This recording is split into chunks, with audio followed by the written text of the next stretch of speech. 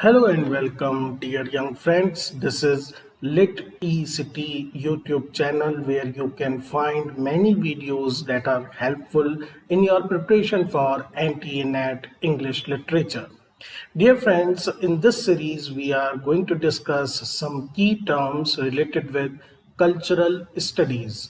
As you all are aware how important this field of study in last few years, questions have been asked about writers, theorists and terms, and I have tried to compile some of these important terms. So let's start our video, and the very first term which we will discuss today is the circuit of culture.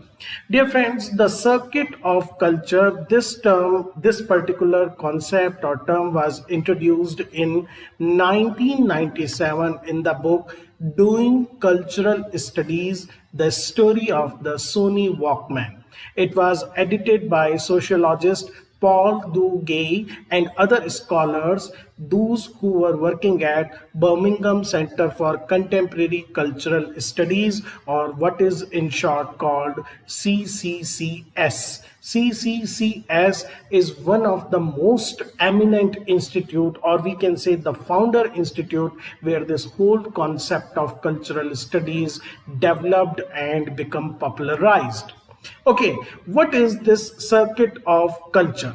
Dear friends, the concept of circuit of culture was inspired by the media theory of R. Johnson and encoding decoding model of communication given by Stuart Hall in 1973. So we can say that basically Paul Gay was very much influenced by these two theorists who already have pointed out that communication is basically a circular activity in which the message circulate between the sender and the receiver through a medium. Now, according to Paul Gay, the circuit or this particular circular model includes 5 processes. The first one is representation, the second one is production, next is consumption, then identity, and then regulation. Now, because it is in a circular, we can say manner, there is nothing like hierarchy of first, second, third, fourth. All they have their own place, and their examination help us to understand the phenomena in which a text is embedded. Here, by text we mean any cultural artifact. When it is adjudged, when it is examined by these 5 criteria, then we can understand its real meaning. Paul Gay proposed that this is the circuit, this is very important, through which any analysis of a cultural text or artifact must pass if it is to be adequately studied. These are, we can say, 5 dimensions of any particular text, any particular thing which has a meaning. Here you can see a pictorial presentation of this circuit of culture.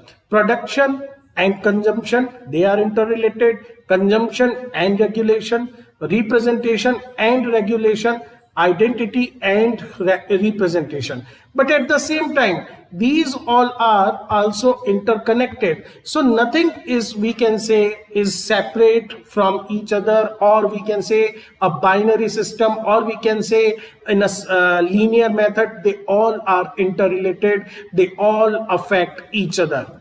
Now, meaning comes from representation. Now, what is representation? Representation may be in the form of language, that is verbal, then it may be photographical representation, painting, other audiovisual media, just like advertisement, just like TV commercials.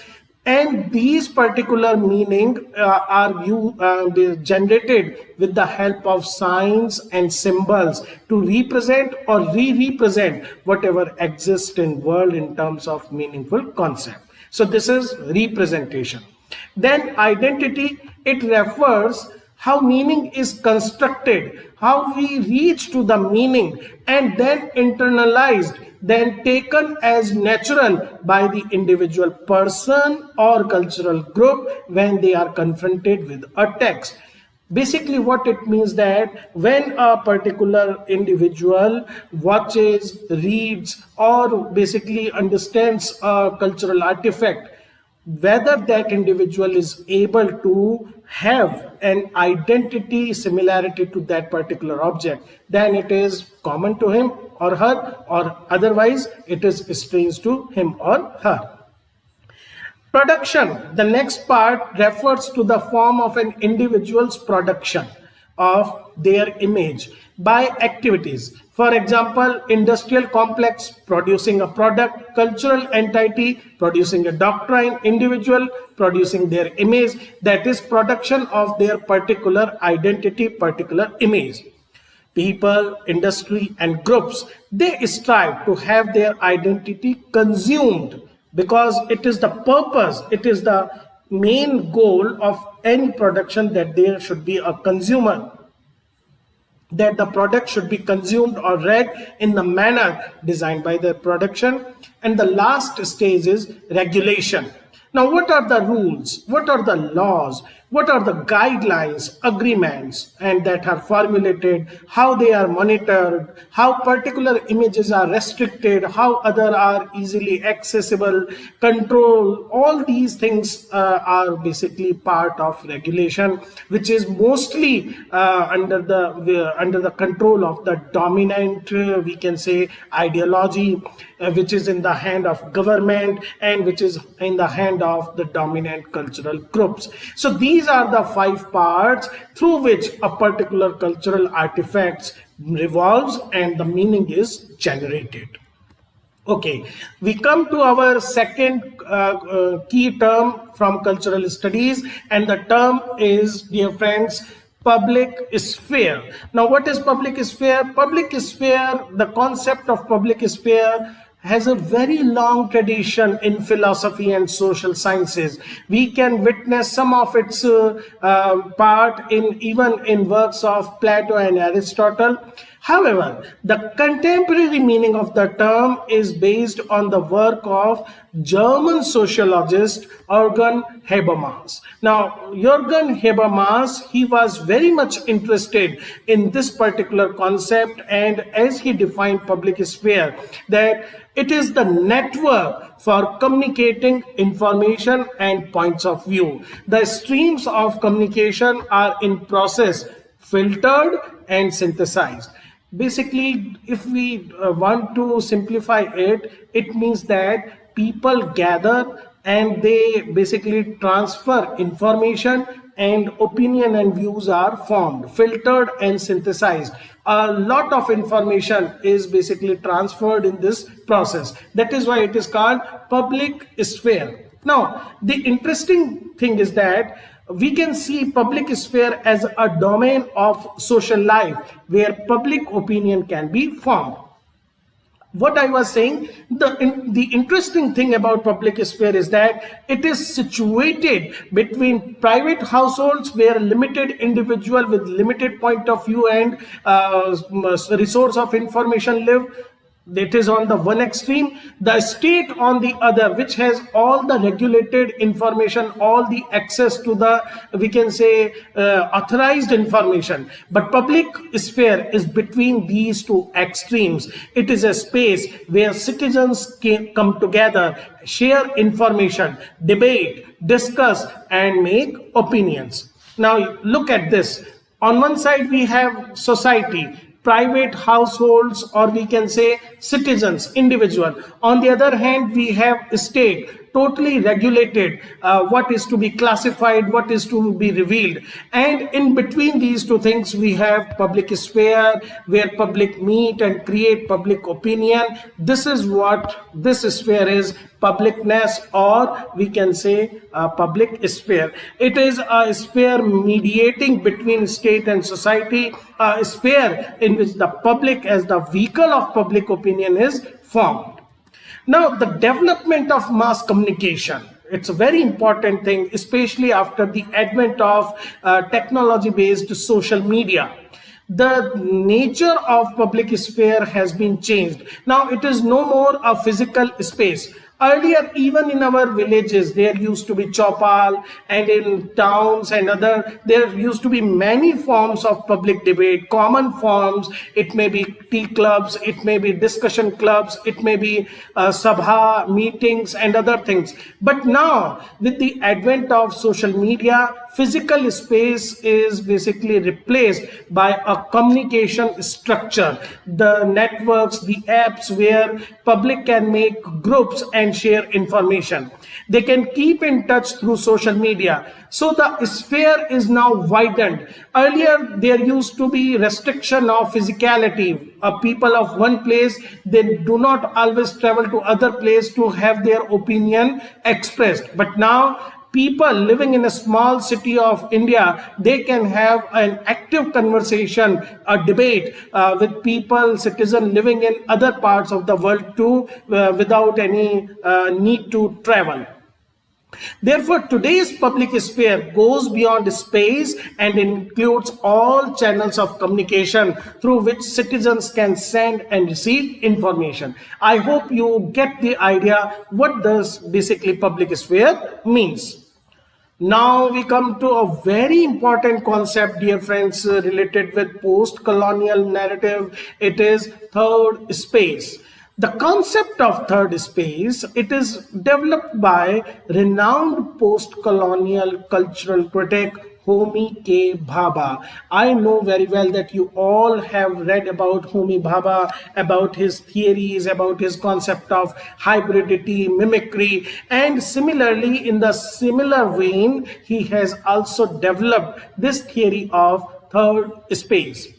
In his landmark work, The Location of Culture, Bhabha defines third space as a transition space where the post-colonial power relation between the colonized and the colonizers and norms are subverted by political, aesthetic, or everyday practices. So, if you know about the concept of ambivalence and hybridity, Bhabha has already cleared in these concepts that when a colonizer comes into contact with the colonized, there is always nothing like pure. There is always, we can say, a hybrid product, a mixture of two things where subversion is a must thing. Now, third space actually is not a physical space. It is a space. It is a conceptual, it is a hypothetical space where hybridity takes place, where cultural transformation can happen, where the culture, dominant culture of the colonizer and the suppressed or marginalized culture of the colonized, they interact with each other and transformations take place. The dominant culture of the colonizer is always open to ambivalence, you know very well, and interpretation different from the originator's intent. The colonizer may introduce one particular cultural practice with a different purpose. The colonized may adopt this particular or adapt this particular practice according to its own needs. This ambivalence, this kind of, we can say, a two-way ship, this kind of a forking directly challenges the validity of authority. Now, Bhabha proposes within this rich, fertile, metaphorical space, it is a metaphorical space which is beyond binary colonial paradigm. Binary colonial paradigm is colonized, colonizer, dominant, marginalized. But between these two, there is a space which is rife, which is full of innovation, and innovation by the way of redefining, re-scripting both the historic and present cultures. Now, the historic culture of the colonized and the present culture of the colonizer, they are redefined with this new experience. This is an in-between space in which multiplicities of hybrid cultural identities flourish. This is the space, this is the fertile space where new, where something innovative, where something unexpected happen. This is the third space. Bhabha further points out that it is an active space in which constant production occurred. It never, we can say, is a definite kind of thing. There is always scope of revision and redefinition. The third space is an interruptive, which interrupts the process of colonization. Interrogative, which interrogates the cultural artifact of the colonizer. And enunciative, which tries to enunciate itself. It is the space of new forms of cultural meaning and production. Okay, we come to the last term of our chapter today, biopolitics, and similarly related to it, biopower.